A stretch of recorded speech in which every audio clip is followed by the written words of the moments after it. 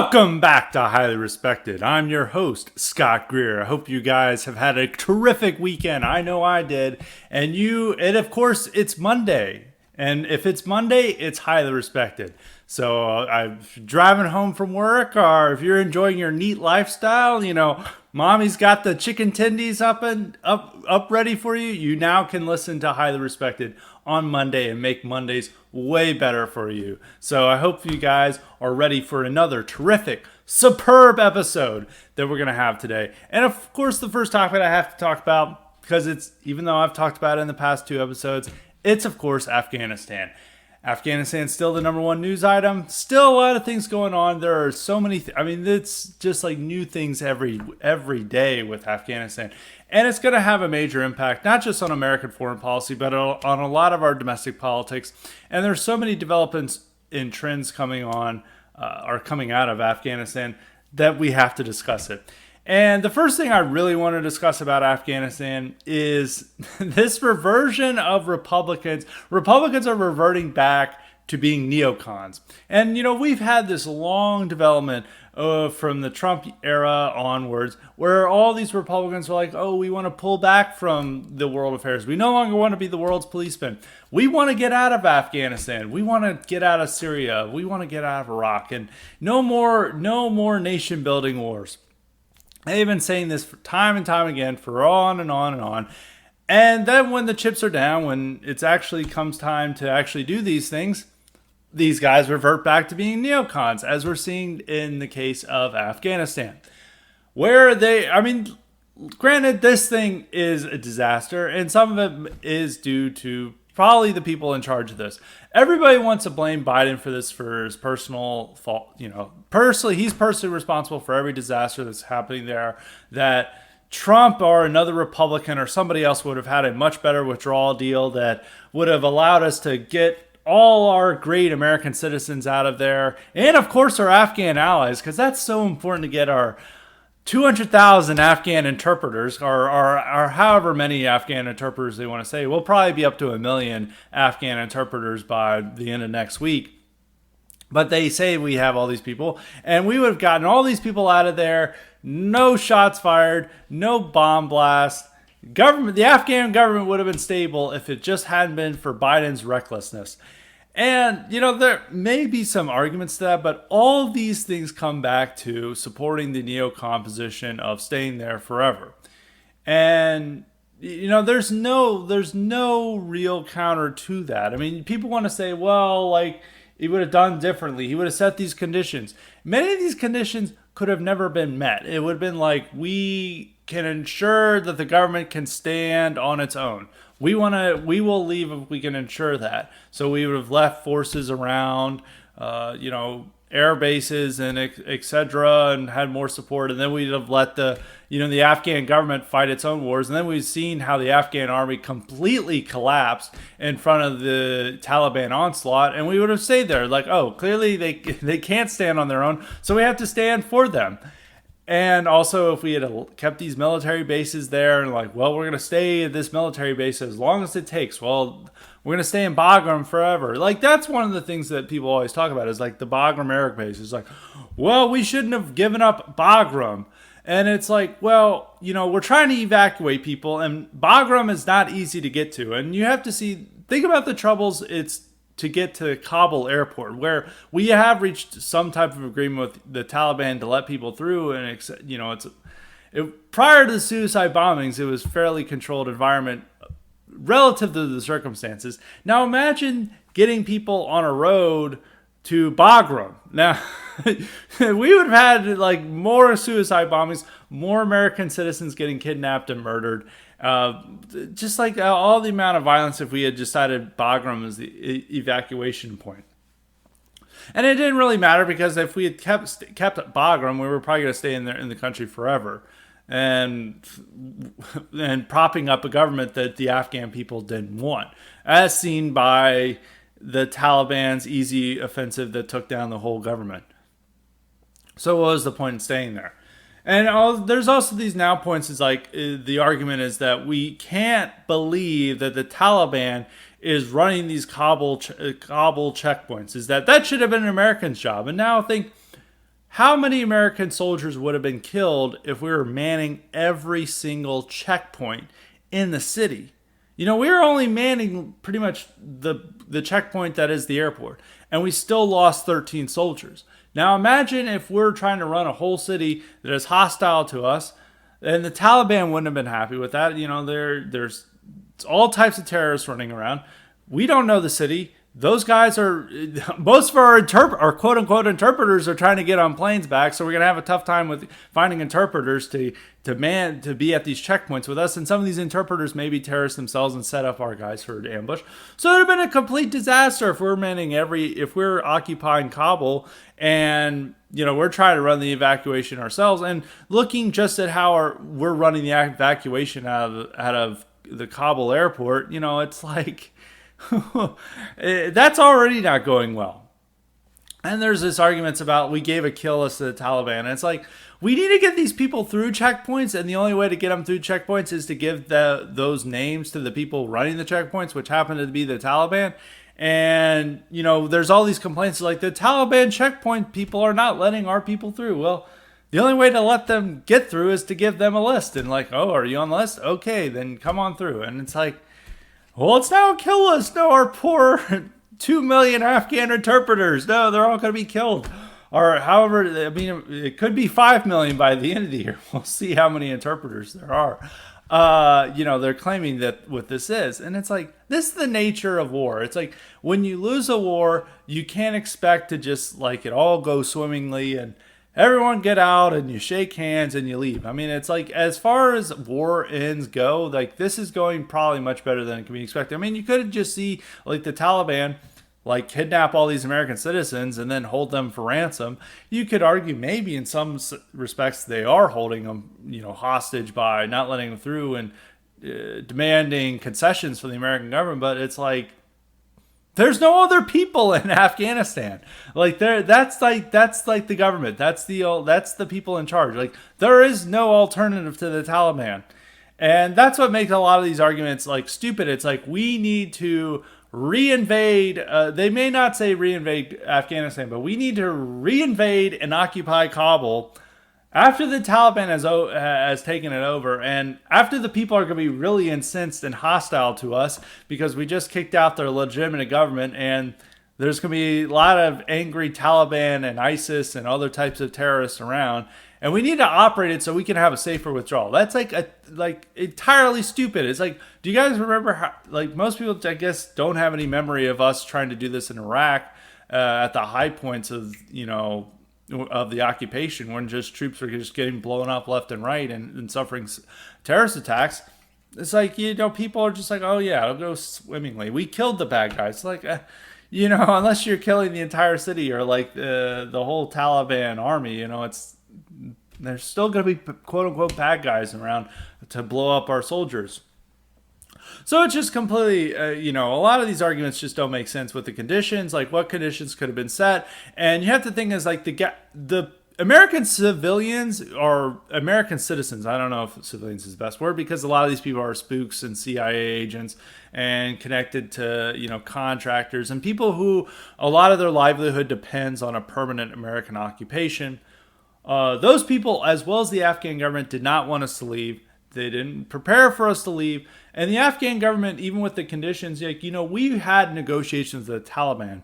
And the Afghan government didn't want a part of those negotiations because they knew if America left, they would collapse. They understood this, so they didn't want any conditions at all. They wanted us to, if any conditions they wanted to set, they wanted them to be impossible to meet to ensure that we stayed there forever. And they didn't participate. And so all those conditions would have been dependent on this corrupt government run by pedophile drug dealers who have no respect or legitimacy among the people. And we're expecting them to run a country and set the conditions for us. And their main goal is to keep us there forever. It's like, you know, what conditions are they going to be set that would have made a difference? So any cases, like any conditions that would have been set, you know, about keeping a certain military presence there, about ensuring that the stability of the Afghan government, or ensuring that a set number of people left, you know, and that number keeps changing. It's like, we need to get at least 70,000 people out of there. Well, we've gotten over 70,000 people. I mean, the last figure I saw was like well over 100,000. It was 120,000. I don't know how many people. I mean, they're closing down the Kabul airport. I don't know necessarily the full number, but it's, it's likely over 120,000 now. We got that, but that's apparently not good enough for the number of people who have left. And we had also, in terms of safe withdrawal, it's like we would have ensured these citizens have been out of there. The American government's been very clear that after Biden announced we're going to withdraw from Afghanistan, that he's been very clear to citizens who still live there that you have to get out. Like, we're leaving. You get out now. And they've been telling American civilians since April to do that. And most of them just didn't listen. They didn't bother to listen because their livelihood depended on a permanent American occupation. And they thought that America would just not leave, that they would have these stupid conditions in mind that like, oh, they failed to meet the conditions, so of course they're staying. And that's the point of these conditions. The conditions is not to make a safe and orderly withdrawal. It's to ensure that we stay there forever. And I guess, a lot of people have attacked me like, you praise Biden, you call him base. How dare you? I hate Biden. Like, Biden sucks pretty much for... on every front and on every issue. But when it comes to Afghanistan, he is the only one who could have gotten us out. Like, I like Trump. Trump was clearly better. We should have wanted Trump. It would have been great if we had kept Trump. But Trump would have never never gotten us out of there. And I don't care about like what deal he made. It's like, oh, we would have left earlier, and then that would have been a safer withdrawal. Well, the Taliban would have just started their offensive earlier, and the same results were going to happen no matter what time we left. If we'd stuck to a May withdrawal date, they would have started their offensive in April, and the same result would have happened. And if we had set conditions like, well, we would just stay there. But I think Trump would have been bullied by the media and the military and his own party into staying. It's like, one thing I'll talk about later on in the podcast with the second topic is that, you really can't doubt political capital and media support. Biden had unlimited political capital and unlimited media support. That's how he got us out of there. When he pitched the withdrawal, unlike with Trump, where it's like he's doing the bidding of Putin, he's wanting to murder all of our soldiers over there, or, he's in cahoots with the Taliban. When Biden announced his withdrawal, they were saying, this is incredible. We love this. Thanks, Biden. We've been begging for withdrawal for years, and no one was going to do it. Of course, they completely flipped their narratives from just a few months before when Trump was suggesting a withdrawal. But now they're pro-withdrawal because, of course, Biden is the one behind it, and they love Biden. And Biden had the full support of his party. Most of the hawks in his party were just like, yeah, it's time to leave. It seemed like the intelligence community was supporting it because the intelligence community immediately after, he announced the withdrawal, they said the Russian bounties. Oh, the Russian bounty story? Oh, yeah, that's bullshit. Unreliable intelligence. They didn't even start leaking about, they didn't spread leaks in the media to ensure that there was a backlash against it like they did with whenever Trump suggested leaving Afghanistan. That was the whole point of the Russia bounty stories, was to keep us there, to create media outrage and to reduce the amount of political capital Trump had in order to get us to leave. And they would have done that. So now, let's say Trump had secured election. Some people are mad that like, hey, Trump did win. It's like, whatever. Let's say he secured re-election. That's a good way to put it. Let's say he was still stayed in the White House in January. He's still the president.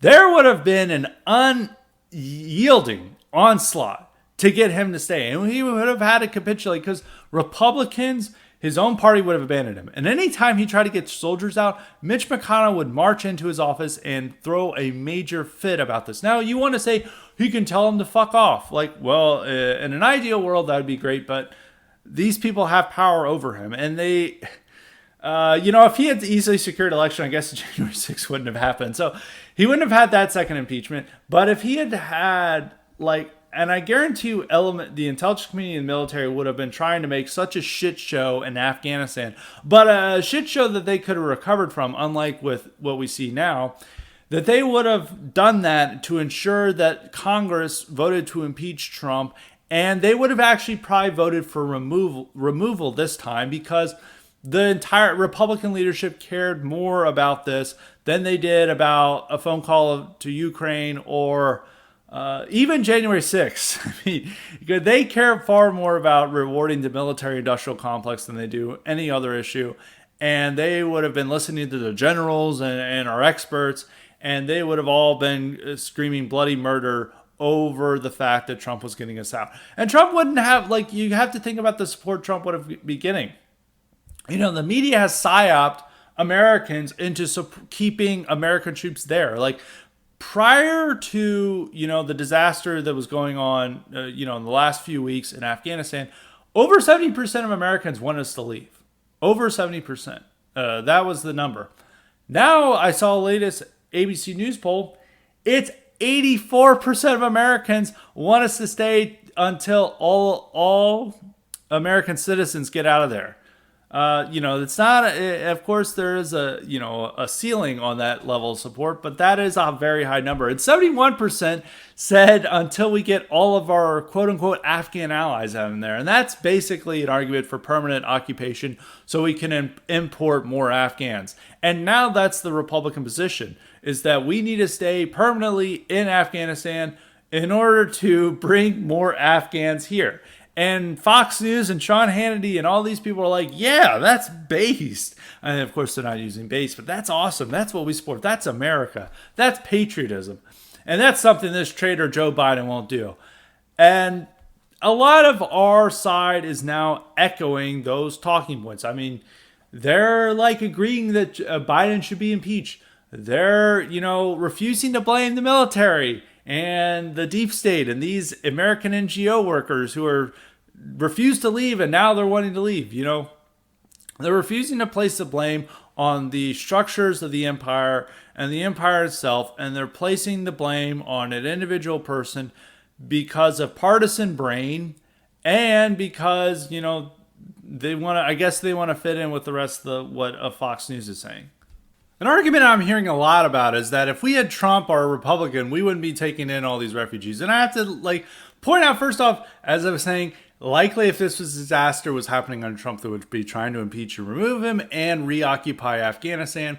What part would he be able to reduce the refugee push? Like, look at how the media has been able to psyop American people into wanting to stay there until we get all 1 million of our Afghan interpreters out of there. That's not what they believe. And we've gotten a ton of Afghans out of there. As I was saying, we've got over 120,000 people. Near, you know, at least 100,000 of those people, you know, over 100,000 of those people are Afghans. And they're saying, like, and then the number, you know, Tom Tillis and a couple of other people were arguing, you know, as Republican senators, like, we need to get 70,000 people out of there. We've probably gotten double that, and that's still not good enough. So, like, how many of our fucking Afghan allies do we have to... And there's been no verification of these Afghans, by the way.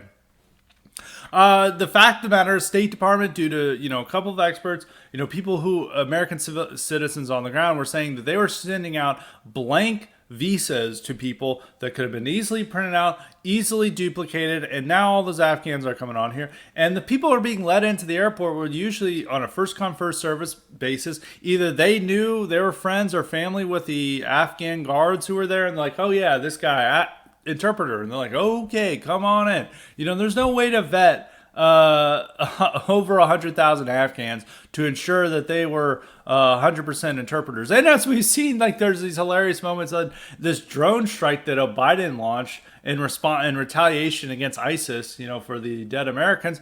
You know, it killed an entire family of people who were, you know, besides the children, they're all like interpreters and Afghan army like officers.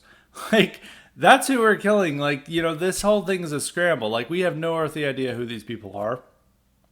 Now you want to say is like, well, we wouldn't take them in. Where is Trump's, like, all right, Trump's getting savaged from all areas. How is he going to resist the push for refugee resettlement? Is there any? And there was also this migrant surge was already happening before we left. You know, Turkey and other places were reporting that there's like tons and tons of Afghans coming their way. And even in the 2015 migrant surge, there was a ton of Afghans among that pack. and a lot of Afghans are now in Europe. Like the migration from Afghanistan has been happening for a while.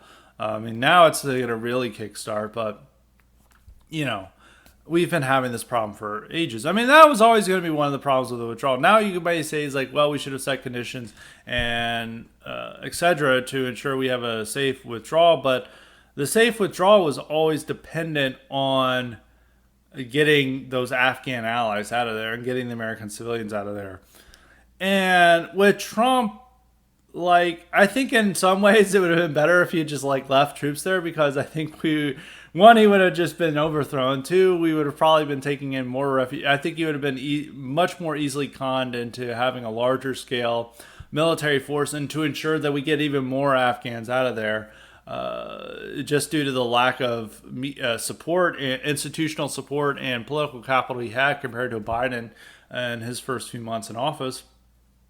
And I think, yeah, I just don't know what the expectation for a safe and secure withdrawal is. And even for most Republicans, even though we on our side were complaining about the refugees, that's unfortunately a minority opinion right now, due to the way the media is covering this whole scenario and the worry. There's like news reporters like they're murdering women left and right. There's going to be a women genocide if we don't get these women, all the women of Afghanistan out of there. And this is the type of propaganda they're getting. And so all these people think that we're embracing these pro-America future Americans, and that's who are coming over. So, the real question is, like, should have you just accepted a small occupation force to keep some level of stability so we didn't take in all these, 100,000 refugees, versus actually pulling out? Now, there's a question there. It's like, what's better? But I think we were already to start taking these refugees regardless. And the fact that we don't have a military presence there hinders our ability to take in more of these refugees, in my opinion, because the Taliban's trying to keep people from coming here. The Taliban is doing more immigration control than the Biden administration, than anyone in America. Like, they're the only people like trying to stop like all the Afghans from leaving. And we're like, this is terrible. Like, no, we should thank the Taliban for doing this. Thank you for not letting half your country come to the United States. Somebody's got to do it, and it's not our own government. And yeah, I think this was going to happen regardless with the push. And so everyone wants to leave Afghanistan. We're like, we've had enough with this war. And this was so common throughout, for the last 5 years. It's like, why have we been in Afghanistan so long? Oh, now you could have been born after 9/11 and now you're serving in Afghanistan. And some of these guys who got killed, they were only, babies. Most of them were only infants or toddlers when 9/11 occurred, and now they're getting killed in Afghanistan. And all these people made this point. But that all went out the wayside when they're like, oh, no more women's rights in Afghanistan.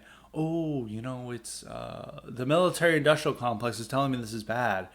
All those arguments went out by the wayside when it actually happened. And now all these people are like, we need to reoccupy Afghanistan. But fortunately, we can't. And some people are arguing, it's like, well, I think Biden is going to reoccupy Afghanistan. It's like, and we're going to stay there. Like, that just can't happen. We don't have any allies on the ground anymore. Like, there are nobody we can ally with. Like, it's like we would have to reinvade on our own. And people are like, well, you may be stupid to do that. It's like, the amount of backlash to 13 casualties, just imagine the amount of backlash to having thousands of casualties.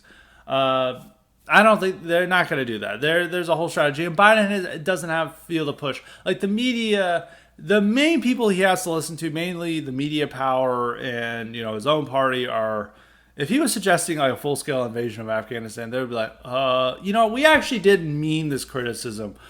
But it's they would totally change their opinion. They would realize, like, oh, the American people don't like this idea, because and that's one of the things is, like, you have to realize, like, all the criticisms come from a place of not offering a serious alternative. Like, the alternative is sending in a large invasion force to reoccupy Afghanistan. That's like the alternative now, because like now it's just bitching. It's just now complaining about what's happening. All these things, like, there could have been things different beforehand, but I think that would have led to us staying there because we'd have seen this disaster and we would have had the ability to respond. And I think the Afghan government would have had some semblance of remaining around and maybe some loyal army units. So we would have sent in more troops to reinforce them, and then we would have never gotten out. But due to the fact that we gave up Bagram and all these places, we ensured we actually left.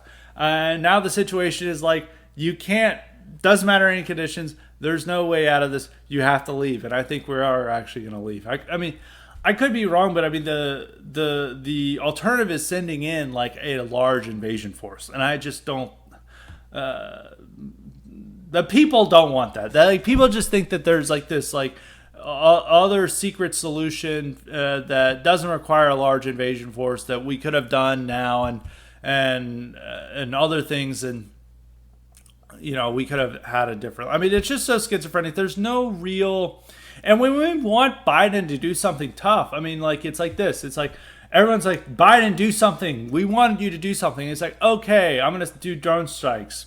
The drone strikes blow up a family. It's like of kids, like, and then like, and now I do find it this like difference. It's like Republicans would have never complained about this 10 years ago, and now they're furious that like Biden killed a bunch of kids, and then it's like, well, you were demanding he do something, and now he does something, and of course the government is completely incompetent to do anything, especially in a short time frame that is demanded by public outrage. And of course, it's going to lead to stupid disasters like this. This is like the empire. These people are idiots. Like, what did you expect? And now they're like, Biden personally is. I mean, it does like embarrass Biden. Biden should be held accountable for it. But it's also like, yeah, this is how the globalist American empire works. And I think it's like, if you look into this disaster and the humiliation and all the stupidity that we're seeing from, you really have to blame the empire itself and focus on the structures, not necessarily the individual that is Biden, even though Biden is taking a beating. Biden is not showing himself as a capable leader. But I think if we didn't have Biden, and if it hadn't been as much of a chaos with the government collapsing immediately, we would have been sending in a ton of troops to go in. If like the government was still around, if they had just like, say, controlled the areas around Kabul and they were still, a semblance that there was like an opposition to the Taliban, we've been pumping in soldiers. Oh, we would have had like 20,000 soldiers there to pump up the government and to fight back Taliban. And we've certainly had more casualties than 13 soldiers. We would have definitely had more than that in order to fight back the Taliban's advance. And that's what it would have been demand. But due to the fact that this is so quick and so immediate, and the fact that Biden, before the collapse happened, had so much political capital that no one was caring about what was happening in Afghanistan, and the media was still congratulating him on pulling us out because they didn't want to criticize Biden. They're his servants. That is the only way we were able to effect withdrawal. I don't think, and I mean, I've said this before, I know I keep repeating myself, is like, I think only Biden could have gotten us out due to the unique circumstances around Biden, with his unlimited political capital within his own party, with the media. I mean, the media worships him. It treats him like a god in a way that they didn't even treat Obama. I mean, they just ask him softball questions about it, like his favorite ice cream. This is not a hostile press. They're not about to do, launch damaging stories on Biden. And the intelligence community and military industrial complex realized that, and that's why they weren't leaking up until like this month about the withdrawal. And that's what capable of withdrawal. I mean, if this was Trump, they would have impeached and removed him.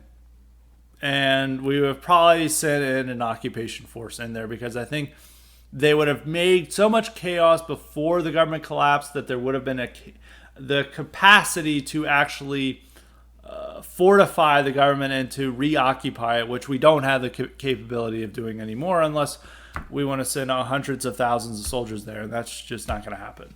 And that goes back to my overall point of like, stop being neocons. Like, just stop. Like, and this is like, you have to admit that this is what leading up is to criticism. All these points are, it's like, we need to, anything about conditions, anything about like listening to generals or the experts, that is all about keeping us there, and even believing these nonsense stories about like the rise of Islamic terror in Afghanistan due to this. I mean, yeah, there probably will be terror cells there that'll maybe pop up. I mean, ISIS is there, but you have to realize, like, the Taliban is fighting ISIS. They're killing ISIS. Like, one of the first people that they executed when they took power was an ISIS leader. Like, this isn't covered in the media because we think that all these Islamic radicals are on the same side. Like, I mean, most people probably think that Iran and ISIS are on the same side, even though they forget that Iran was the leader in the fight against ISIS. Like, these people just don't, like, it's very easy to brainwash people about this message. And so people are echoing all these talking points, and they're creating the conditions to where the Republican response to that there's any global flare-up anywhere in the world, especially in Syria and especially elsewhere in the Middle East, is that Republican response now is going to demand a full-on intervention into that place. So imagine in Syria, we still have troops there. I mean, Trump said we pulled him out, but the military told him no. And this is like another reason that Trump could have never effected a withdrawal, is that the military just lied to him. And then they would brag about it to the media as he's still in office because they knew he couldn't do anything about it. Because, like, there are powers that outweigh, Trump's ability to do things due to the Democrat media complex and, the military. They just don't have to listen to him. I mean, this is another fact that the military told him. The military always told him no and lied to him. So we still have troops in Syria, but back to the point. We still have troops in Syria. Now imagine if there's an attack on American troops and we blame it on Syria. Or there's another chemical attack. And there was, Biden launched airstrikes against Syria in the spring. I think it was over some chemical attack. Like, nobody paid attention to it. But now if this happens, like, the Republican response is going to be, we demand a full-on invasion and intervention to make up for the black eye and the humiliation that we suffered in Afghanistan. We have to restore America's honor and dignity. And this is now the result of the Afghanistan debacle, is that it's made the Republican Party more neocon. They're not complaining about Afghan refugees. Every Republican governor is falling over themselves to beg for refugees. This is completely different from 2015, where every governor was refusing to take in refugees, even moderate ones. Now it's even conservative governors are begging for these refugees. And this is all due to the reversion to neocon and the desire to score cheap political points against Joe Biden. That's all it's about. And it's like playing partisan game. And this is like where, like, playing, just like having partisan brain just leads you to being stupid and to going against your own interests. Is it in our own interest to support these endless occupations? No. Is it in our own interest to want to take in Afghan refugees to own the liberals? Absolutely not. And that's where it's leading to us. And there's not really any people. There's very few Republican politicians who are criticizing the influx of Afghan refugees. There are very few Republican politicians who are now saying anything nice about the idea of withdrawing from Afghanistan. The old, we support the withdrawal, but just how it carried out, that's changed into, we should have never left in the first place. That's the Dan Crenshaw line. That's the Mitch McConnell line. That's what's now gaining popularity among Fox News and like the conservative partisan media. And that's not what they believe. And I don't think this is like a positive development. And like whatever stuff, hindrance that it causes to Biden's administration, it's coming at the cost of making Republicans idiots. It's coming at the cost of turning Republicans back into neocons, because the only thing that matters is gaining some semblance of political power. And it's not even real political power. Like, if Republicans take back Congress, what the hell are they going to do? They're going to do absolutely nothing. And it's, they're already not doing anything, but they're definitely not going to do anything when they take back Congress in 2022 off of Afghanistan. And if they use Afghanistan as a political issue, that is making the base because they're responding to these arguments and these campaign pitches, that makes the base more open to foreign interventions, because they have to like remember what happened in Afghanistan when we let the terrorists take over. We're never going to let the terrorists take over again. And if there's some terror attack in Africa or Middle East or whatever, especially if it's on American troops, they're going to demand a full-on intervention. And the Republican base, due to the rhetoric that the Republican politicians and some of us on the dissident right are echoing, that's pushing the base more in the direction of being open towards foreign interventions. And not just foreign interventions, also refugee resettlement. And so, because now we're continuing to talk about our stupid allies, and now conservative media is like celebrating these stories of veterans groups and these special operators going in to retrieve their Afghan interpreters. They're like, why the hell are we fucking celebrating this? It's like, you know, with all the problems we have in our country and all the grave threats to our nation's future, these guys are spending all their time to make sure we can import more foreigners into our country. And then like Fox News is like, epic, this is like 13 hours. Like, yeah, awesome. I'm like, no, this is stupid. This is what veterans want to choose to fight. Like, we're going to show Obama not Obama, but Biden, like what real Americans do. And it's like, we just imported a bunch of pedophiles and drug dealers. It's like, wow, base, thank you, special operator, for getting these pedophiles out and settling them in Boise, Idaho. Really, thank you, soldier. I'm going to buy you a round at Applebee's the next time I see you. You know, that's the expectation that we have. And you have to think about what these soldiers can do. It's like, there's a much more important, you know, all these veterans groups are so obsessed with getting these interpreters out, and they're ignoring the bigger issues that threaten our country, such as, and you can see this with another story that involves a veteran, an actually active duty, well-decorated soldier, and Jonathan Pentland. I think a lot of our listeners remember I talked about this case when it first broke a few months ago.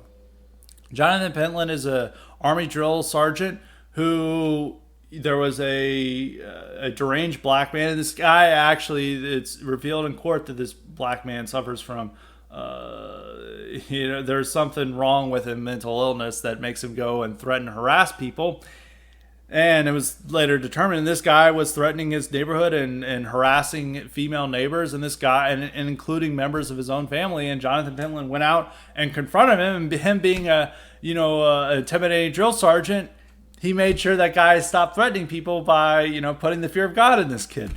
And of course, the viral video is like, evil white racist confronts innocent black youth, and he commits a hate crime against him by shoving him when the guy is acting weird and demanding to know why he's in his neighborhood, even though there was no context given for that. The guy had spent several weeks harassing and terrorizing the neighborhood, people in the neighborhood, and especially in that incident, he was directly threatening another woman in the neighborhood, as it was a young girl actually in the neighborhood, and her mother. All those context is removed. This guy actually went out and protected his own community, did a noble service, and he was punished for it. He was arrested. He was suspended by the Army, and he even had to leave his own home because a mob swarmed at it and they were throwing rocks through his window. That's the America. And then he got sentenced. He was found guilty by a black judge for the crime of being a good neighbor. And even in the trial, it came out that all these neighbors came in and they're like, yeah, this black kid was threatening us. He was harassing, he stole my granddaughter, as an infant, my granddaughter baby, and he wouldn't give it back. He was doing all this type of weird threatening behavior throughout the neighborhood, and especially when leading out. And a neighbor went to Sergeant Pentland's door, knowing he's a big, strong guy. A drill sergeant knocked on his door and like, we need help. And Sergeant Pentland, like a good neighbor, like a good citizen, went out and resolved the problem just by shoving the kid and yelling at that kid and telling him to get the hell out of the neighborhood. And for that, he was hit with, assault charges and was found guilty. And that issue is far more important than anything going on in going on with retrieving people out of Afghanistan. That is a person, that whole case is showing that if you want to be a model, if there is a non-white threatening your neighborhood and harassing people, you can't do anything about it. And if you do anything about it, you're going to be the one arrested. You're going to be the one punished. And the only thing you can do is just stay in your home. Veterans groups should be standing up for him and for Jonathan Pentland for doing, for protecting his own neighborhood, for protecting his own community, for protecting his own family. Instead, they're worried about getting out, retrieving these pederasts and these guys doing bakabazi and selling drugs and having nothing, and who sold out their own country, and we're just raking in bribes after bribes. And we're like, we need to get them. They're great Americans. Let's go and retrieve them. And yeah, it's like, where's your priorities here? It's like you special operator, you can't even protect your own neighborhood from any non-white aggressor. If that you can't do anything about that, but you think you can go into another country and really protect this country by retrieving like some Afghans? Really? I don't think so. And that's like just the misplaced priorities. But this is what's happening with partisan parade, is that they're not focusing on these real issues that illustrate what's going on in this country, like Jonathan Pentland. Instead, they're focused on what these media psyops are doing about like all these great, noble future Americans who are just yearning to breathe free in our country, even though they're leaving behind their child sex slaves. The Taliban confiscated that, and their poppy farms, and we're supposed to be really upset by this, and that's what we're supposed to care about. And and veterans groups are some of the worst offenders in this regard. Is like they're wanting us to evacuate half the country.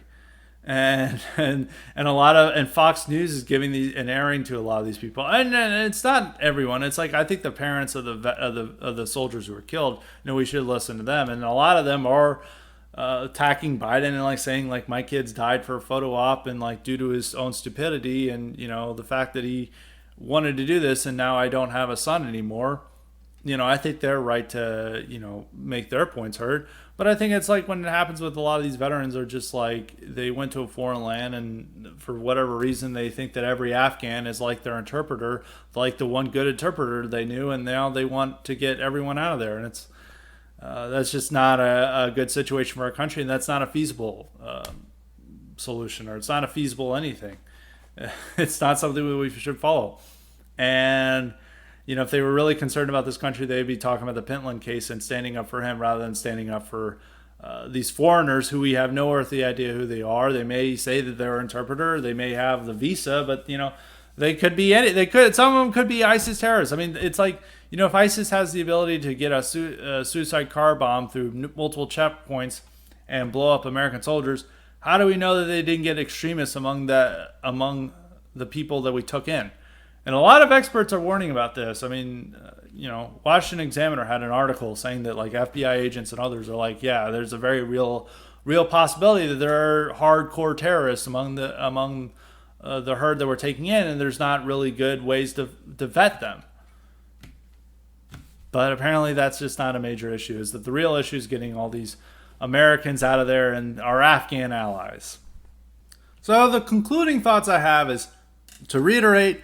Stop being neocons. When you agree, I understand that it is, it does hurt Biden and it does embarrass Biden, but people have to be careful to not go in and launder these points that are shared with all these neocons from like Peter Meyer, that horrible congressman, or Adam Kinzinger or Bill Kristol. Like, stop repeating their talking points. Like, you're not gaining anything by joining in the partisan rush. Like, the dissident right makes ourselves different by saying different things. Different things. I'm repeating different, but we distinguish ourselves through that. People don't want to just hear us say like the same thing Sean Hannity's saying. And joining in the rush, I guess it may be fun, but we're not making any serious points. And you have to look at this from an objective truth perspective.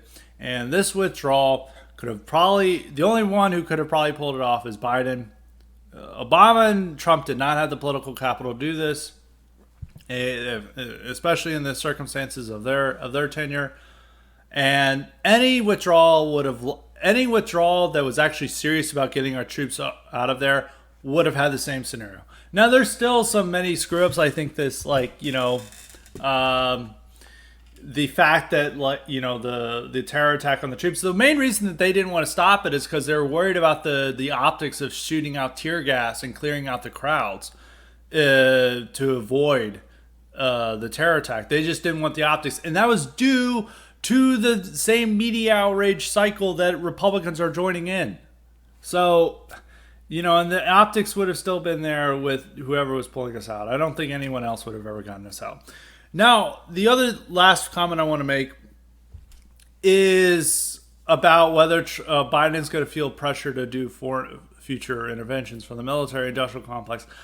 I think, yeah, but I think one thing is, like, this is one of the good things about Biden being senile. I don't think he's taking the criticism seriously, and he does still have this contempt for the media that they're his servants, and I think they're going to return back to servant status, that they and people have such a short-term memory, they're going to forget the Afghanistan withdrawal in a few weeks anyway.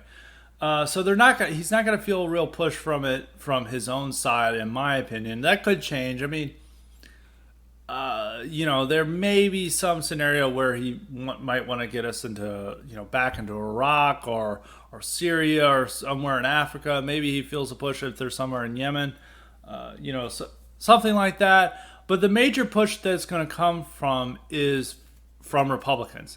Because Republicans are, they don't really have any principles, and they're seeing that this issue is polling really well, and they're gaining some plaudits from the media, and they're not getting attacked as, racist for the first time. And they really like this idea that they can score some political points on Biden without being called racist and for agreeing with media points.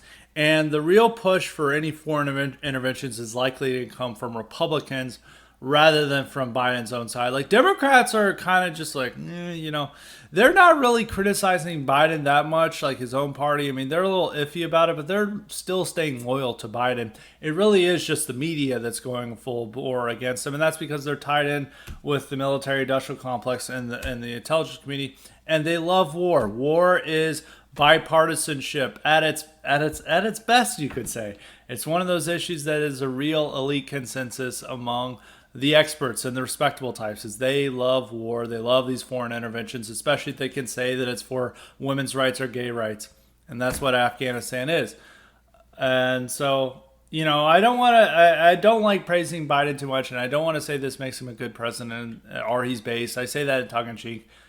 But you have to admit the situation is that only Biden would have gotten us out. And all these ideas that, Trump would have done it differently and perfectly is just pure fantasy.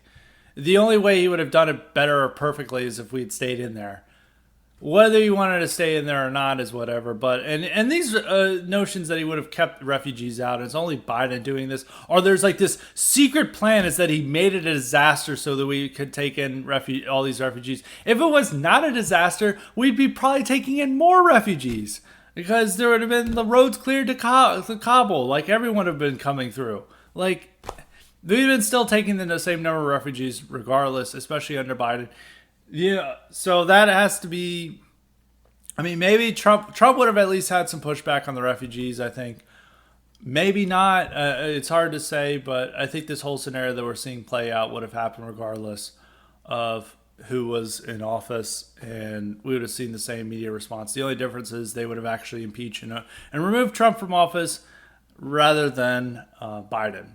And I think the idea is that the Republicans, with all the chaos and disasters going on in America, and the many abuses that the Biden administration is committing against the American people, the only issue that they want to impeach him over or tell him to resign is Afghanistan is showing these guys returning to neoconservatism. Even guys who were trying to claim that they're anti-neocons and non-interventionists, like Josh Hawley, is now calling for Biden's removal. And they're like, it's not because of the withdrawal, it's just how it's handled.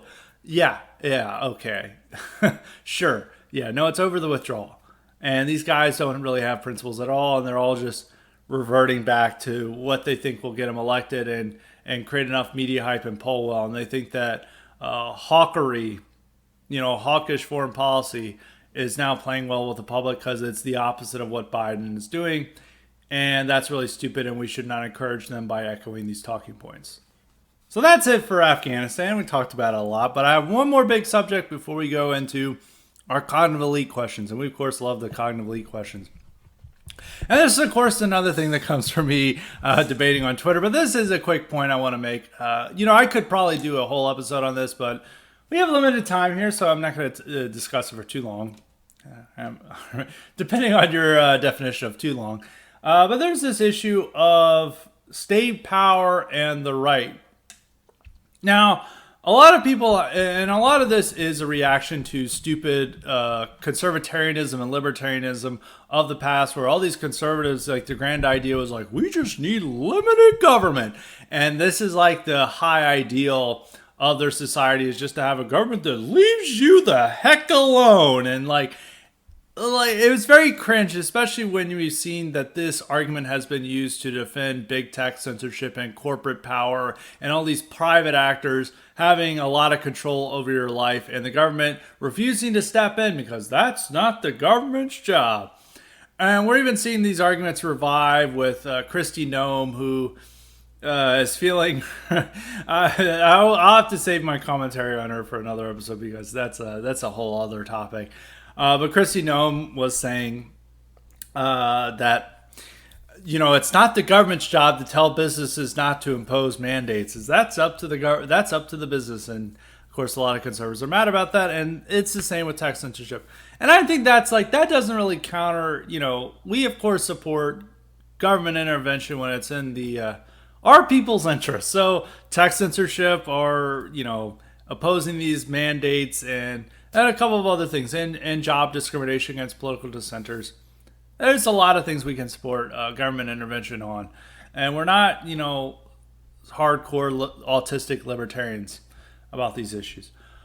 But that at the same time, people then go into any expression of state power is good, and the state power should just take over the means of everything, and this will lead to great things. And there's this lack of awareness of who controls state power or who operates state power in this country. And then people really think that if after just one election, you can get total state power.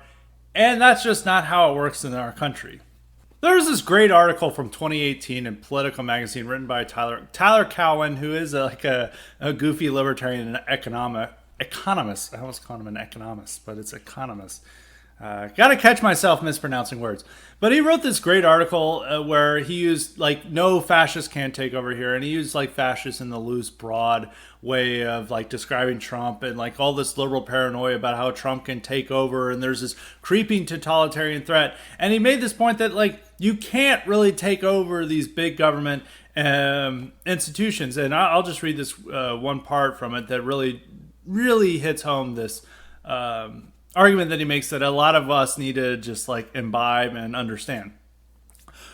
Here it is. Quote, "No matter who is elected, the fascists cannot control the bureaucracy. They cannot control all the branches of American government. They cannot control the judiciary. They cannot control semi-independent institutions such as the Federal Reserve. And they cannot control what is sometimes called the deep state.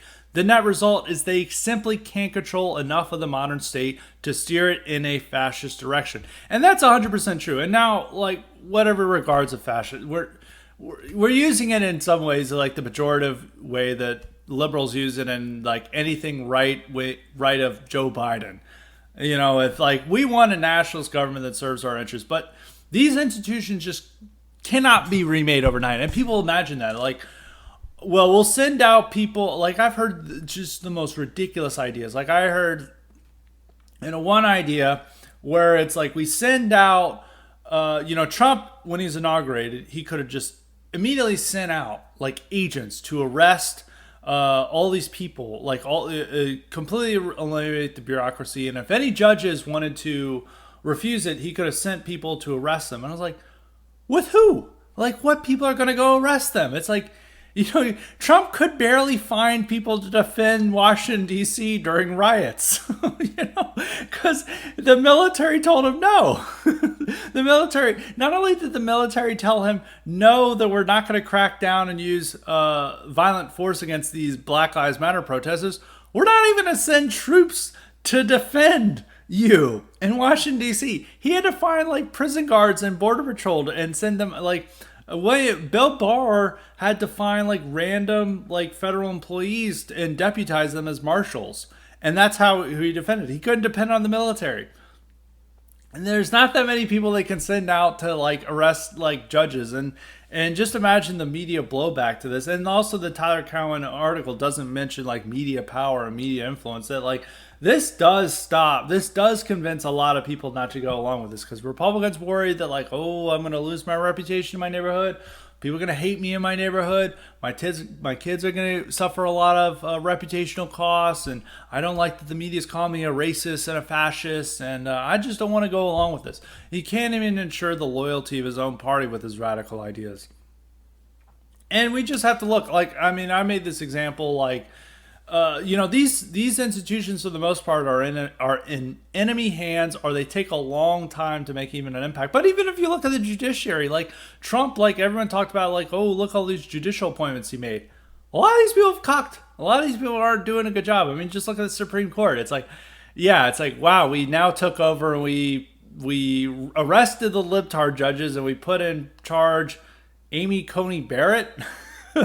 Like people like Amy Coney Barrett, it's like, I don't think this is the recipe for a fascist regime, or really what the argument is, like the Ron DeSantis Caudillo regime. I don't think this is. I don't think there's the elements there.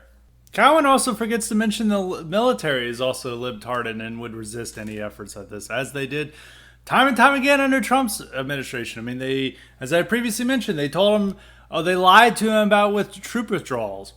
They refused to do anything about BLM riots. And then they helped overthrow him after January 6th. So it's like, I don't think, seeing all these, I think seeing the Trump administration, and yes, he made some personnel errors. Yes, he could have done more. But I think people miss the larger point. It's like, well, if we just had Ron DeSantis in there, he would pull off a fascist regime. And it's like, no, the same thing would happen.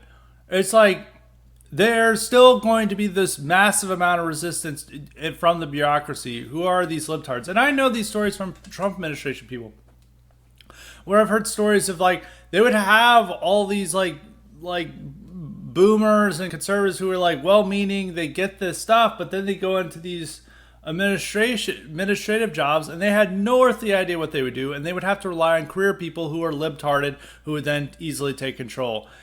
Now, there's granted you could just get some personnel who are in there, but there's not that many people that you have who are highly competent, who know how this stuff works, and will be willing to stand up and do brutal bureaucratic warfare. Because it's not just down to the president; it's also down to like much lower level administration officials who are going to go to war with career officers, and these career officers can destroy people. I mean, a lot of these leaks that came from the administration were career officers specifically targeting people they hated, and they're like, we heard he said something racist in the office, and that could ultimately end it.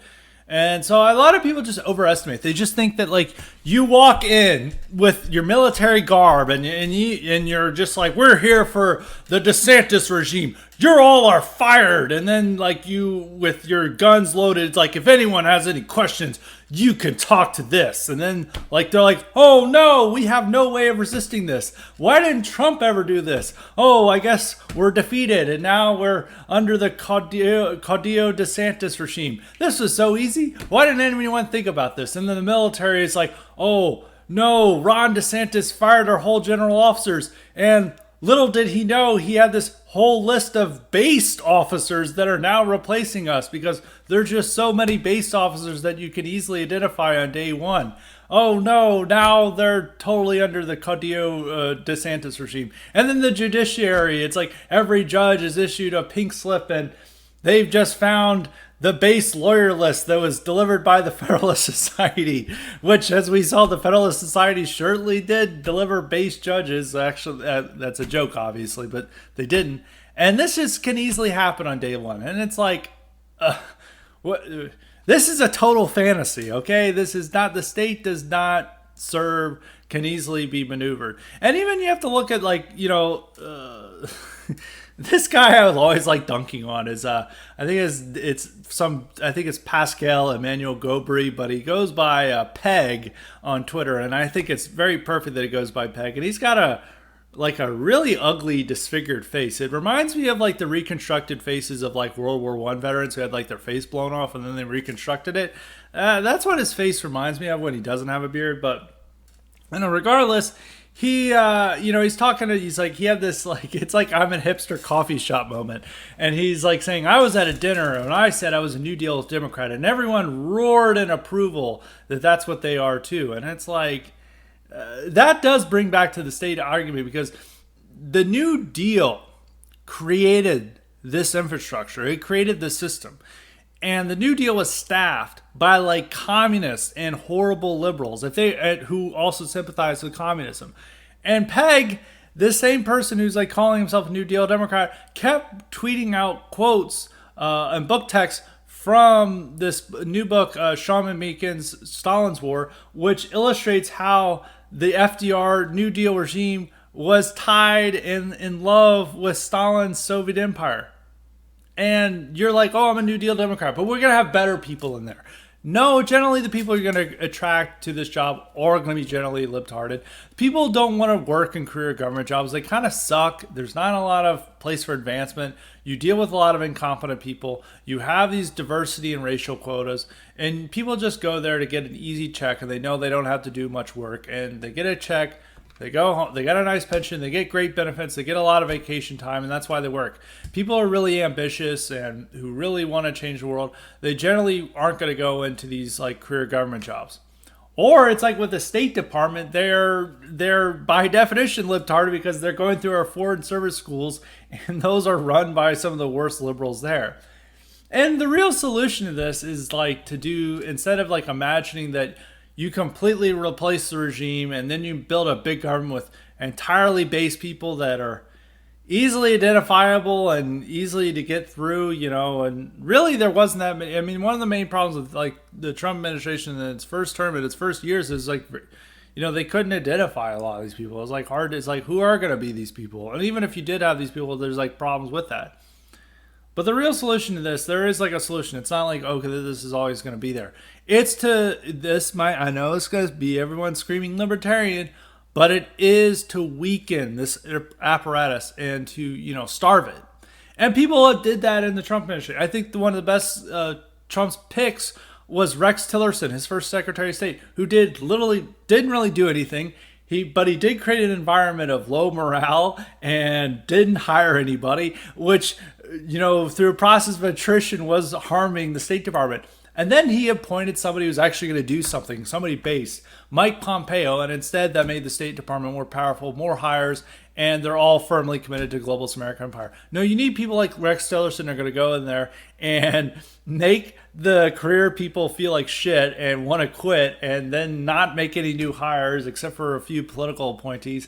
And then you start to weaken the government, and you start to, fight back against the administrative state, and really do try to repeal some of these, reduce staff and reduce its responsibilities and power. And you have to use this, it's going to be time consuming, but it can be done. And that's much smarter than imagining that you can expand the state power and then immediately use it for your own purposes. Is that you really should read this Tyler Cowen article from Politico. It's no fascist can't happen here.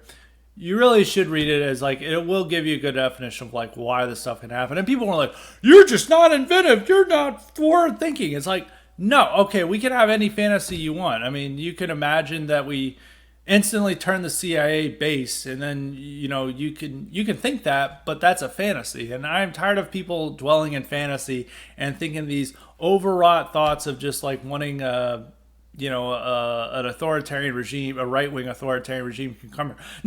Now I would say this about Tyler Cowen's article is like, this easily could happen under a left-wing administration because the people who work these jobs want left-wing authoritarianism. And it would be much easier for a liberal or a leftist to utilize that for their own means. But that's an indication of how like fundamentally left-wing and liberal it is that you can't easily just turn these things overnight into your direction, or even over a couple of years. You have to weaken and replace them, and that takes time, and that's a much better mission objective than to try to think that you can easily transform it into your own image just with one election. And people need to stop living in fantasy about that.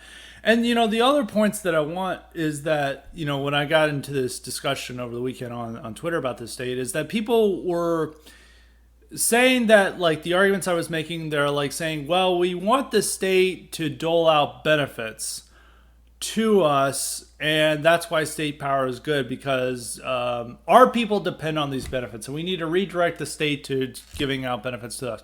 But by who works in the state, the federal government rather, and the federal government's ideology is that they are making sure that none of these benefits go to us, go to our people. And we can see this with COVID relief, business relief, where white men were put at the bottom.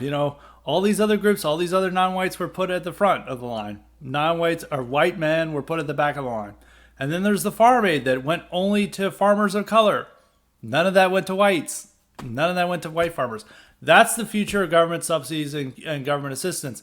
And people always think like, well, we just need to manipulate the system for us and exploit it for white people. We need to make sure whites sit at the table. It's like, you don't understand like how our state ideology works. It's all up, and some of these people actually do, because they're like, oh, the whole system is built on anti-white racism, and the Democratic Party's main thrust is anti-white racism. But with that in mind, we can easily convince the state to give us benefits, just like any other minority group. And I'm like, what? No, that doesn't happen. And it's like whites, sink into minority status. We're not going to be eligible for these benefits. And also another point people need to make is understand is that whites are not like becoming impoverished. Now, there's many problems with whites. I think is that they're morally impoverished and they're morally slandered and they're losing their status and power within society.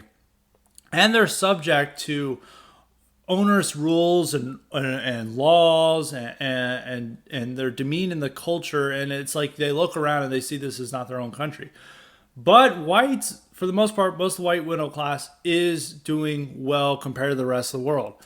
People still have the eligibility to make it to the good life. Like, people are not like whites, for the most part, are not starving.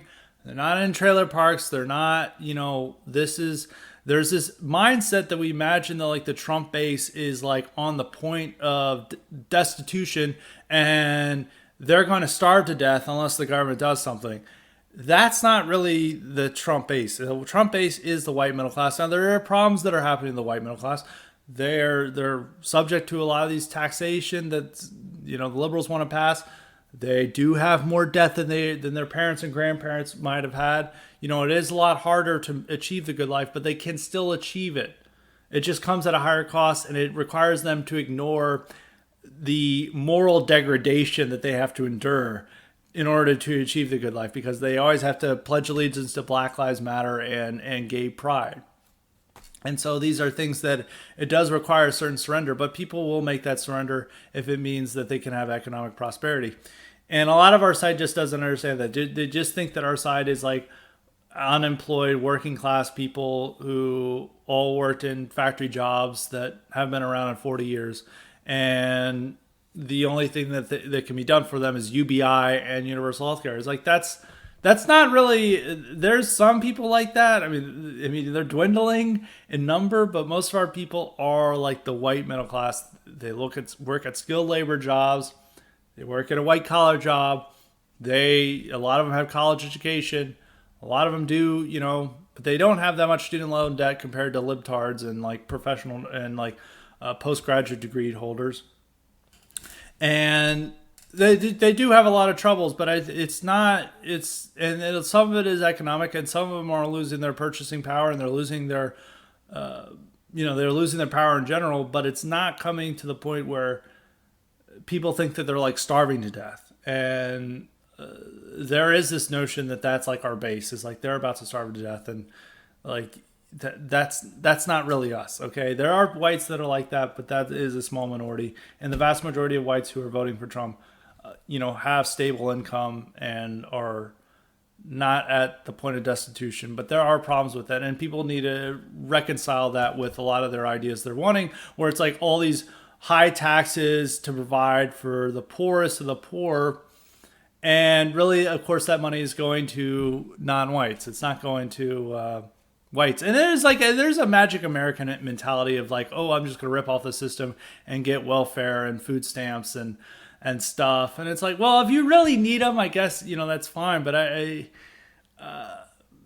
do feel like that does come at the cost. That does come at a degradation cost. And a lot of the people who make these arguments, they always brag about how much money they have, and they're like going to these fancy restaurants and stuff because they pretend that they're like an aristocrat, and they're like, "But I'm a socialist too, and I believe we need to help all our struggling white brothers." And it's like, man, you're like out here bragging about how much money you got and like going to these fancy restaurants and trying to live like a faux aristocratic lifestyle. And then you imagine that like whites are falling into penury, and it's like, no. So, I mean, there does need to be this different conception of who our base is and we are representing, rather than just thinking that they're all like poor trailer trash who are about to die, and thus that we need to create more government subsidies in the hope that that's going to go to them. It's going to go to our base, but really it's going to the Democrats' base and to non-whites. It's not going to our people. So to conclude with that, I could really talk. I really should. I mean, I'm going to talk about this in future podcast episodes. And there's a lot to talk about, I think, with the achievement of good life and how that, and the relation to that with social instability and social revolt.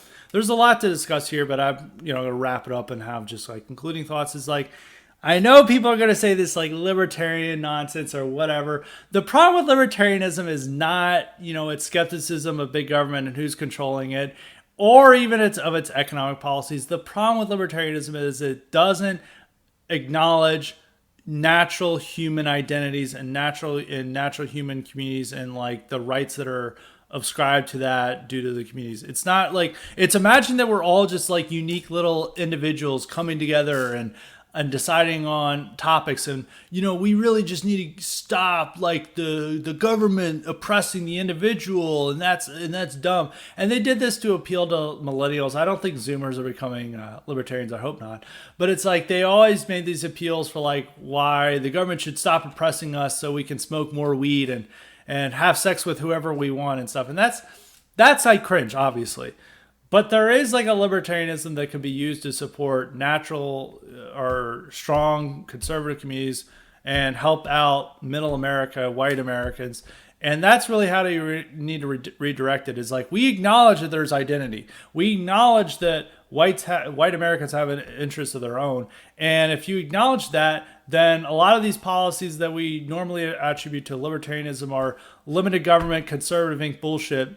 It does benefit us, but it does need to come with the acknowledgement that this is being done to support white America, like white Americans, like our people, and not just being done to support the hypothetical, mythical individual who just wants to smoke weed and own guns to protect his pot farm with his male husband. That's not what we're supporting. I hope we're not supporting, but then that's what we need to not focus on, is like the state as it operates against our people, and to limit it and reduce its scope. And this isn't like a principle stand where we can still say the state can intervene to stop tech censorship and to stop, businesses imposing mass and vax mandates. That's still, we're still open to state intervention. We're not like absolute libertarianism, but it is like a folk libertarianism that we're trying to support, where we get this state that's controlled by our enemies off our people's backs so they can live their lives in prosperity. And their money is not going to support immigrants and POC and Black Lives Matter brainwashing in schools. And so I do think that that's like, some of these people need to, I think, like hitting on libertarians.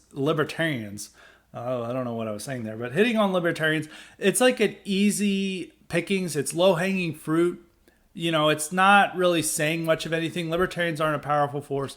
And a lot of populist Inc. likes to, oh, I hate libertarians. Look how edgy I am. And it's like, you're not really saying anything at all. You're not fighting the system. The system is not libertarian whatsoever.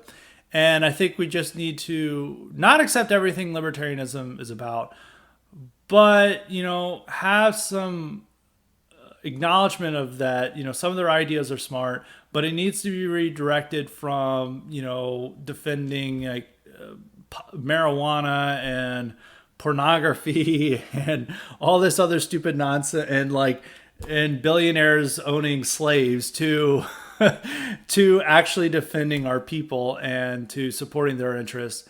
And I think that's a very smart strategy, because you have to look at this. Like right now, like all these populist people were like, we're wanting to support the common good. Well, libtards are appealing to the common good for why there should be vax and mask mandates, and why your kid should learn like Black Lives Matter propaganda in school, and why they should learn to check their white privilege in kindergarten, and why white people are bad. They're all appealing to the common good for their arguments, and they're winning out because they're the ones who determine the common good, not conservatives, not integralists. And under this regime, you have to limit that power and limit their ability to argue for their common good in order to further secure our people's interests. And it's being pragmatic. I think if there was a different scenario, we could change our strategy then and maybe adopt things that are more in a statist direction, are open to those arguments. But I think for our situation right now, wanting to embrace the state and expand the state. Well, you're going to have to embrace the state to a certain extent, but wanting to expand state power and being like, I'm a proud statist, is just supporting the regime, because the regime is statist too. And it's not going well for us. If you're really enjoying what's happening in Australia and they're all doing that for the common good, then, and you think that's what you want, that's the statism, the common good statism that you would aspire to. And if you like that, well, I guess that's your call. But I think most of our listeners are not going to like that and going to oppose that. So those are my final thoughts on the state. And now we're going to move on to cognitive elite questions. As a reminder, you too can get the power to ask me questions or suggest guests and topics if you sign up for the cognitive elite option at Highly Respected Substack. And that's highlyrespected.substack.com. This one question comes from Dave. He asked me about this teacher who was making her students pledge allegiance to the trans pride flag. And is asking, like, what's the future of this for American education? Are we going to see more of this? So just the background. A teacher, Orange County, California, Kristen Pittston, did this video of saying, I took down the American flag because it made me uncomfortable, and now I can't find it. And then students were asked to pledge allegiance, but we don't have a flag. And then, of course, she has a gay pride flag in the classroom. And then she's like, you can pledge allegiance to that.